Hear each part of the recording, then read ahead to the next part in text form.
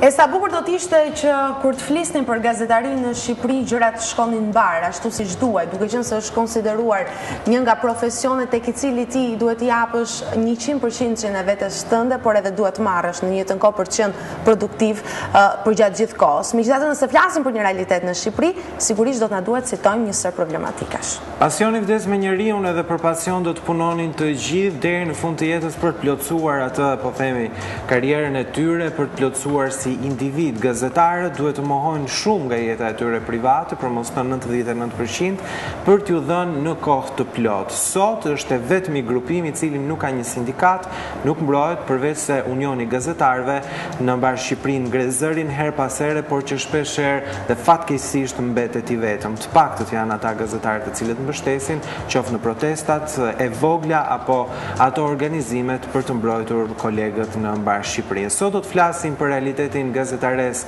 të jetës në fakt personale të një gazetari, për çështjet e tij ekonomike dhe jetën sociale të cilën një gazetare operon në Shqipëri. Kemi nderin dhe kënaqësinë që të flasim në këtë studio me një mik të gazetarëve, një gazetar i vjetër, ai i cili së bashku me një grup ngren zërin për këto probleme, kur në vitin 2014 më besoni për gazetarët janë të shumta. Kemi nderin që zotin Gjovan Shqyti ta kemi në këtë studio, sekretari i përgjithshëm i Unionit të Gazetarëve Shqiptar. Përshëndetje, mirë se vjen. Përshëndetje, mirë se u gjeta. Është kënaqësia jonë që sot flasim midis kolegësh, po e quajmë kështu, edhe pse ju një brez më profesional dhe më i rritur se sa ne, por që besoj diskutimet të tilla duhet bëhen shpeshherë, ndoshta edhe për të sensibilizuar dhe për të rritur numrin e gazetarëve që mbështesin veten e tyre në fund fundit. Sigurisht, megjithatë kjo aq sa varet nga nëse ne dalim para televizioneve dhe bëjmë thirrje apo nuk bëjmë thirrje, më tepër është varet në ndërgjegjen e vetë gazetarëve. Se sa ata vetë janë të bindur që nëpërmjet ngritjes së zërit, nëpërmjet bashkimit që është shumë kryesor rreth një organizate, siç është Unioni i Gazetarëve, siç mund të jenë ose mund të krijohen të tjera unione, nuk ka rëndësi fare. Dohen vetëm nëpërmjet këtyre do të arrijnë në ato të drejtat që i takojnë, sepse problemi nuk është se gazetarët këtu tek ne kërkojnë qiqra në ellë, po them unë. Gazetarët kërkojnë një gjë që nuk kërkojnë as çerekun e atyre që kanë homologët e tyre në Perëndim. Të jesh gazetar në Perëndim është nder, unë e kam thënë me kohë, jo është nder, por është privilegj. Është vetë shoqëria e emancipuar që e kanë nxjerrë si një kast të privilegjuar, sepse i takon. Se ka parasysh pikërisht ato gjëra që thatë ju. Të jesh gazetar nuk është një privilegj i madh. Nuk je zyrtar që vjet para, që fiton para. Gazetari u mbet edhe shëndetin biles. Po të them unë statistikat kanë qenë të hershme këto lloj statistikas. Nuk ka shumë pak gazetar, ka me përqindje shumë të vogla që të mos vojnë të paktën nga stomaku. Pra profesion sakrificash le të themi, për te satisfaksionit për cilin ne flasim që na jep gjithsecilit, apo jo? Po është e brendshme, është tona kjo. Dhe duhet na kuptojnë njerëzit që gazetaria nuk është ajo 3 çerekosh i leximit të gazetës, ose ai 30 minutë i lajmeve apo i tjerave gjëra. Absolutisht, ne jemi si punë e bletës. Rrim 24 orë duke menduar e duke gjëmuar për t'i prur atë që mund të jetë në 3 kolona në shtyp, që mund të jetë në 5 minuta në lajme e tjera. Me që fatkeqësisht nuk konsiderohet shpeshherë. Po nuk konsiderohet, po sepse akoma tek ne publiku tek ne ndjek trendin e politikës. Dhe kjo është fatkeqësia. Dhe nëse politika do thotë që gazetarët janë të shkëlqyer, janë njerëz sakrifisë, dhe njerëz në korë do thonë janë të shkëlqyer se e thanë ata. Si në çdo gjë tjetër. Po thanë politikanët që ky libër është i mirë, gjithë vend blen atë libër. Unë e shoh te librat, e mi. Platforma se si promovohet. Po sigurisht, po patjetër. Edhe kjo ka të bëjë jashmase. Ka të bëjë dhe me edukatën, nëse Perëndimi e ka ngritur dhe i ka dhënë këtë status, sepse njerëzit në radh parë ja kanë dhënë këtë status, ja kanë dhënë politika. Ja kanë dhënë vetë njerëz, sepse e dinë që pa gazetar nuk ka ku shkon. E kanë provuar që kur kanë bërë thirrje sindikatët, dalim në temën tonë, kur i kanë bërë thirrje sindikatët që mos shkonin, do të bojkotojmë sepse nuk po na plotësojnë këtë. Të gjithë nuk kanë shkuar dhe kanë parë që njerëzit kanë ndendur, po ç'po ndodh? Fatalitet, po i vjen fundi i botës. Fundi i botës është mos pasje informacione. Është uralidhse gazetari apo jo, i çdo gjëje që ndodh. Mos funksionimi i jetës siç duhet është vjen nga mos pasje e asaj informacione. Dhe gazetarët e kanë këtë status. Dhe unë sot do vija me dëshirë shumë të madhe këtu nëse diçka do kishte përmirësuar nga situata e trajtimit gazetarëve. Dhe unë vi deprimuar sot këtu. Sa po më thanë që është kjo temë, filloj të thashu, jo thjesht për veten time, po për gjithë. për gjithë në, për ju në rreth parë, edhe brezat e rinj, edhe brezat e rinj gazetarë do vazhdojnë me të njëjtat mënyra trajtimi fyese ndaj. Po ku do vej? Ku do shkoj gazetaria? O do zhduket, o do asgjësohet, ose do filloj lufta me njëri tjetrin. Mendo se ka qenë i qëllimshme, le të themi, në historikull në viteve pozicionimi i tillë i gazetarëve dhe mos vlerësimi ndoshta në formën e duhur? I qëllimshëm pa diskutim është. Se kjo nuk mund të jetë rastësi, apo jo? Jo, absolutisht. Dhe sidomos nga ata që e din mirë se ç'është media. Pikërisht. Dhe din, tash tek ne dhe shumica e njerëzve din që media është pushteti i katërt, sepse të paktën këtë ja kanë thënë ata njerëzve. Këtu është roli komplet i shtetit. E ka shteti gjithë këtë keqdashje ndaj medias. Ose ata që bëjnë shtetin. Nuk është puna thjesht e popullit, e shtatë çdo një. E kanë sepse din që pushteti i katërt, nëse do fuqizohet ose do lihet funksionon në parametrat e dur, atëherë do kesh një CNN në Shqipëri, do kesh një BBC në Shqipëri, do kesh një Deutsche Welle në Shqipëri, do kesh një Washington Post në Shqipëri. Njerëzit e aftë nuk mungojnë, apo jo, për sa kohë do të ekzistonte dëshira. Sot pas 23 vjetësh, në vend që këta njerëz, këta me cilët ne filluam gazetarinë pas viteve 90, të ishim të gjithë bashkë, e kanë braktisur. E kanë braktisur sepse nuk gjejnë me çfarë do jetojnë. Ne jemi të sakrifikuarit e fundit. Shumë pak kemi ngjetur. Sepse ky nuk të mban në kuptimin që sikurse gjithë ekonomia shqiptare, sigurisht gjithë shoqëria shqiptare duhet të mbështetesh mbi bazën e konkurrencës së tregut, se ky është thelbi i këtij sistemi që këta thanë do ta ndërtojnë. E nuk është më do mua sekretari i partisë, ashtu ishte në atë kohë. Pse u ngritëm në 90? Pse unë kam qenë fatmirësisht kam qenë një nga ata të parë që u ngritën atëherë, vetëm për një gjë. Jeta ime mos ishte ndonjë një sekretar i parë, sekretar i dytë, kryetari i frontit të tjerë. Ku je sot? Prap jeta jonë, jeta e gjithë dhe ne është e vallë ndonjë një njeriu. Qoftë ky pronar media, qoftë sekretar partia, qoftë quhet çfarë të duash. Pra, kur jetë një njeriu nuk varet nga tregu, atëherë këtu do ka ta nisësh. Sepse unë i shkela kem, ky pa drejtë, çuçi më që s'di të eci, i që nga puna. Këtu vetë puna kemi.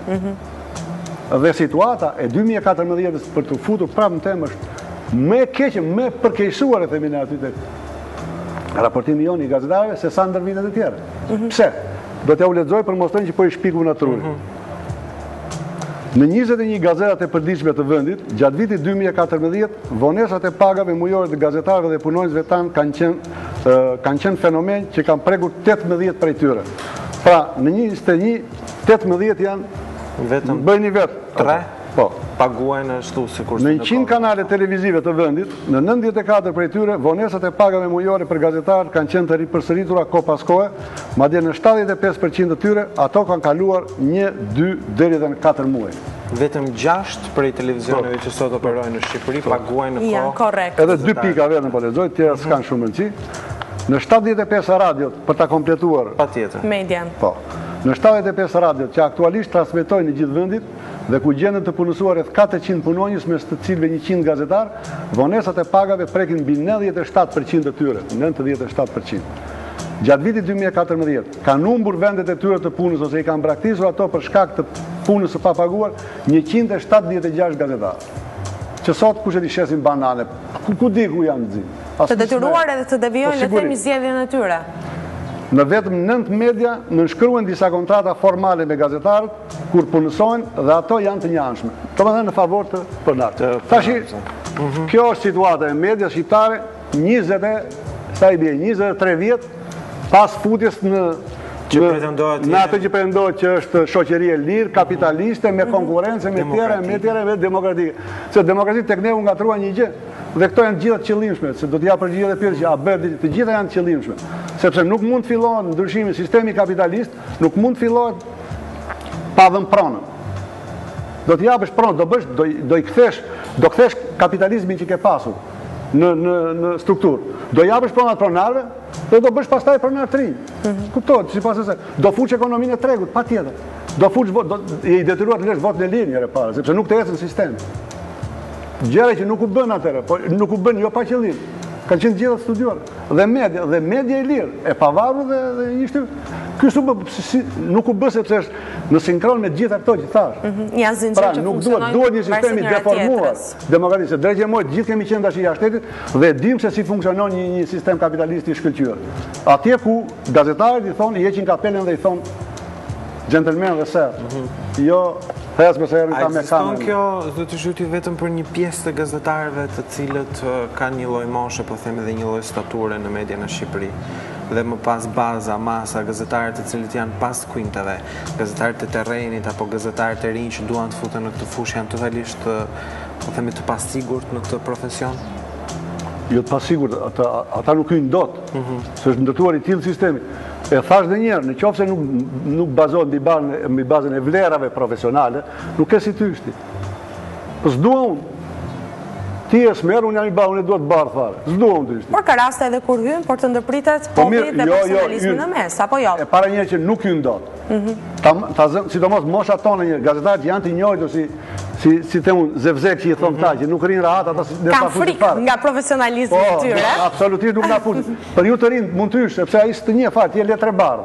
Në momentin që ti fillon të shkruash, kur të dhe dalë pas ka shkrim shumë të bukur, ti gjejmë atë dhe ta e ose fillon që aty, qa pretendim e ke? E unë dua këtë, shefi, gjej një kleshka aty dhe hajde iqë. Nuk ecën, sepse si punë e sistemit dhe gazetaria. Sistemi, do ngrihet sistemi. Sistemi i vlerave edhe i konkurencë e pranon trajtimin mirë të gazetarëve dhe depërtimin e gazetarëve të aftë. Sistemi anti-vlerave, që deri në një farmase është ky i soçmit ashti, se pranoni sepse nuk mbahet mbi bazën e profesionalizmit, nuk më duhet më profesionalizmi jote. Fare absolutisht. Sepse unë gjej një gjytyryme, marrë ve aty çfarë që ka. Do jap shkres siç luhet në politikë, ti jap fleto dhe lexo atë do të them. Nuk duhet kjo lloj gazetarie. Unë të them vitet më të shkëlqyera të gazetarisë shqiptare kanë qenë ovi ishte do startimi për vetë ndërgjegjen profesionale, do më nuk ishte sepse e la shteti atëre. Po ndërgjegja profesionale, aftësia profesionale e brezave tanë që ishin të përgatitur në atë periudhë 92, 91, 97 ishte e tillë që ndjeje kënaqësi nga gazetaria. Dhe trajtimi ka qenë tamam. Kam qenë biles ne paguheshim më shumë sa deputetët. Edhe angazhimi sigurisht është më i madh dhe pas një lloj limiti. Shikon, ne jepeshim pas ngjarjes. Nëse mua më ndodhi një ngjarje, unë isha në Berat, më ndodhi një ngjarje, biles kjo ka qenë reale. Ndodhi ngjarje në Poliçan, një ngjarje shumë e rëndë, dhe unë tash nuk prita që të vinte makina gjene, po një të marr taksin, në bazë rregullave, bjen faturën e pagon. Domethënë nuk kishim ne tash shtangesë do majmë rroga. To mendosh se duhet ta bësh apo jo një mision gazetaresk? Do na paguhet po të vemi atje ku ndodhi gjabës do na paguhet. Këto gjë ishin të ezaurorit, sepse ishte profesionalizmi dhe vetë botuesit ishin të interesuar ta luanin kështu gazetarin, sepse patën fitime të mëdha. Qoftë sot kanë asetet i kanë nga ajo periudhë, nuk i kanë tashti. Kur ka kaq shumë probleme zotë Shyti, si e analizoni ju përse gazetarët nuk ngrihen, qoftë duke u mbledhur në një sindikat, është vendi i vetëm Shqipëria, apo themi në Ren apo në Europë që nuk ka një sindikat të gazetarëve. Është ky një diskutim që ne kemi bërë edhe me zotin Çipa në këtë studio, po unë po ju pyes edhe juve, përse ne kemi kaq të vështirë të denoncojmë atë që ndodh çdo ditë? Atëherë unë do të thosha që e para që nuk është s'ka sindikata kënë, sepse do të regoshim një hilist kod më kod, kur ndërkohë që ka dhe nga ta që janë ja 5 sindikata, 5-6 këne, po pavarësisht se tjerë t'i mbajnë vullat në përçanta dhe i kanë kështu, nuk janë të organizuar. Dhe falë këmbgulljes tonë, po tem, të Çipës dhe timin, vazhdojmë të mbajmë, të jemi në llogarit e sindikalizmit, dhe ne numërojmë nuk janë pak, po ju do çuditeni kur unë ju them që janë mbi 1000 të antarësuar në Unionin e Gazetarëve. Me ato bejgjë që japin, tjera. E antarësimet. Po, janë 1000 e ca. Por, janë inaktiv. Në ç'kuptim inaktiv? Sepse vuajnë nga sindroma e bukës gojës. Unë shpesh në takimet që kam bërë me ta, vërej që thonë, po jo, po na heqin nga puna, jo, po na bëjnë domethënë. Dhe kjo mund të ndodh, apo jo? Po ndodh, po shikoni, nëse i do të drejtat e lirit, ka dhe një lloj sakrifice. Një e para kjo, që duhet është ajo që pos binde veten, unë do jem këtu. Edhe unë me Sanden ose me të tjerë që kanë ngelur se s'dua ta ngushtojnë në 2 veta këtë punë. Kemi privacione dhe i kemi akoma privacione.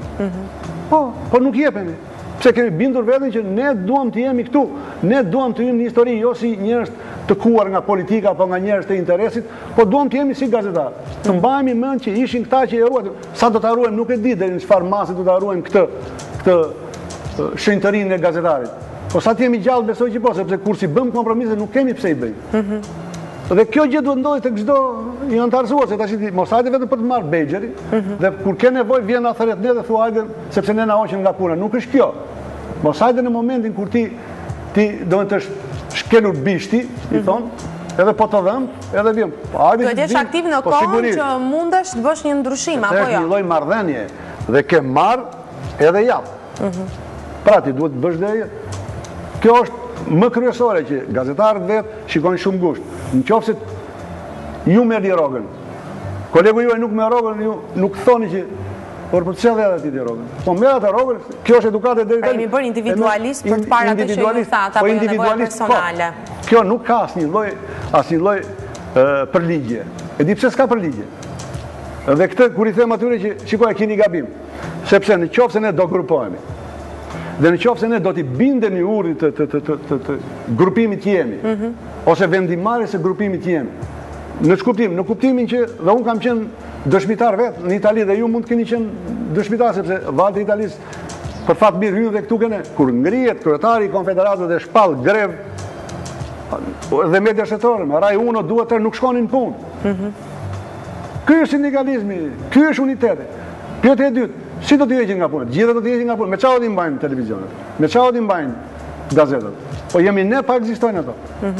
Bëj sa duash ti televizionet. Po s'pati njerëz brenda, po s'pati frymë, po s'pati teknik, çfarë do? Si do të heqin? Ja dhe e dyta bie. Pra, është autocensura që kanë vetë njerëzit, vetë gazetarët, dhe e kanë gabim. Dhe duhet kuptuar fakti që nëse bashkohen pavarësisht rrisjeve, një ndryshim sado i vogël apo jo do të ndodh në formë edhe të detyrueshme. Jo, po marr minimale për të kuptuar që edhe më mira mund të ndodhë. Që do jetë. Kemi momentalisht, kemi kaq kohë si union, duam të krijojmë këto celulet e sindikatave, e unionit gazetarëve në redaksira. Është drejt kushtetuese. Çdo qytetar ka drejt mbrohet nga një organ, nuk na lën të hyjmë në redaksira. Pse i tremben krijimit të? Do keni sindikatën ju këtu. S'ka nevojë. Për çan, ne nuk do t'i bëjmë karçi lek. Këtë duhet kuptojnë dhe politika dhe pronarët e mediave. Ne s'duam t'i bëjmë karçi lek. Ne duam të mbrojmë të drejtat tona. Ne nuk duam të ndalën tash dalim pronarët dhe bëjmë politikat e editoriale të mediave. Po ç'është kjo? Nuk ka shtet në botë që të bëhen politikat. Po në shtet diktatoriale ka. Është diktator që ishte dikur ishte radio televizioni shqiptar dhe ai kishte atë të vetën.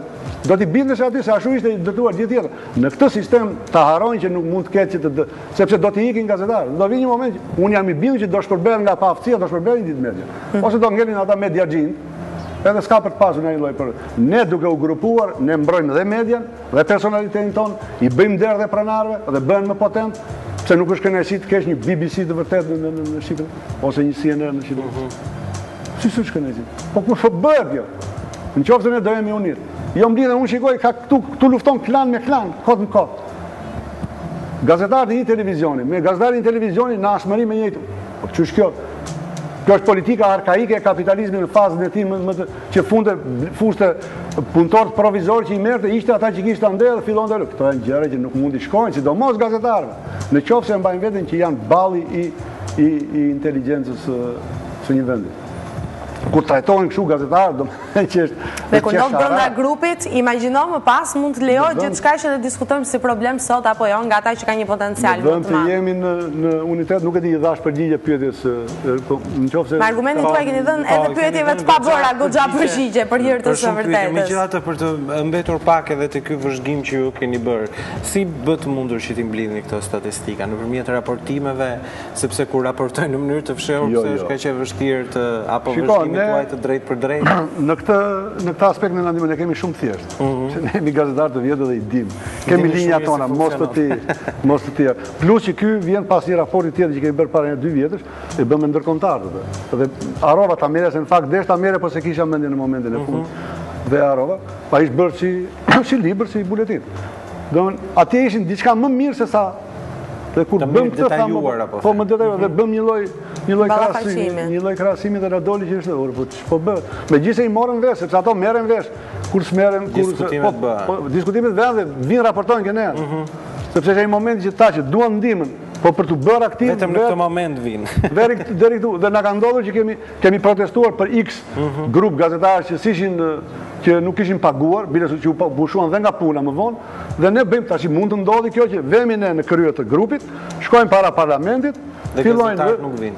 I thoshim hajde fol zotëri, një nga ju kush do flasi, të sqaroni tregoj situatën konkrete. U fshen gjithandej, ikin me dhe morëm edhe e thamë në thelb, sepse atë dihesh i tërë, ne kishim bërë ja 2 protestat tjera. Po do në deri këtu, a mund të ecet kështu? A mund të fitojnë të drejtat kështu? Po s'ka jo, nuk... Edhe prindi, kur qanë fëmija, vete kujtojnë të japi. E vështirë, por e vërtet, kjo është realiteti në fakt në 97, po zë vetëm televizionet me qënë se jemi të përfshirë dhe flasim në televizion, dhe vetëm 6 prej tyre sot janë në rregull në marrëdhëniet e punës, të pak në përshlyerjen e tyre ekonomike të gazetarëve. Se kur do të ndryshojë dhe se kur do të kemi një rrezë drite, e kemi në dorë, zënë ditë. Është vetëm kur ne të ndërgjegjësojmë. Për ta hequr perden, ato perdet e maskimit, që është në kohën e diktaturës, jepesh alarmi dhe ishim të detyruar çdo familje mbante një perde të zezë. Ato ishin të maskimit. Ne jemi me perden e maskimit tash. Kur ta heqim atë dhe filloj të futet dielli, do të shihni që do ecën gjëra shumë. Është sa e thjesht, aq edhe vështirë. Vështirësia është tek vetë ndërgjegjësimi dhe tek zhbllokimi i kësaj.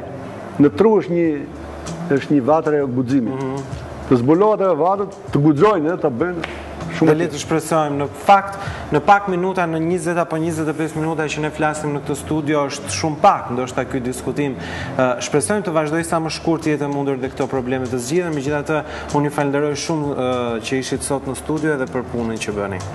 Edhe unë ju falenderoj ju dhe përfitoj nga rasti i them edhe televizioneve tjera të merren çik me këto probleme, sepse merren me problemet e vetes tyre, me çështjet e vetes tyre. Dhe mos të bëjnë siç ne i kanë bërë shumë herë, censurojnë kur japim ne konferenca shtypje ose kur bëjmë deklarata denoncuese. Ju jeni vetmi që është fatkeqësi dhe kjo. Në sa televizione ishin? Në 100 televizione, vetëm njeri jep hapësirën gazetarëve të tyre, me të cilët trajtuar problemet e vet. Domethënë ne nuk trajtojmë problemet. Po jemi të vetë censuruar. Është ajo që po them. Gjithsesi ju falenderoj. Do është edhe nga frika që 97 prej këtyre nuk janë në rregull, le të shpresojmë që të ndjekin këtë lloj shembulli. Shumica. Faleminderit.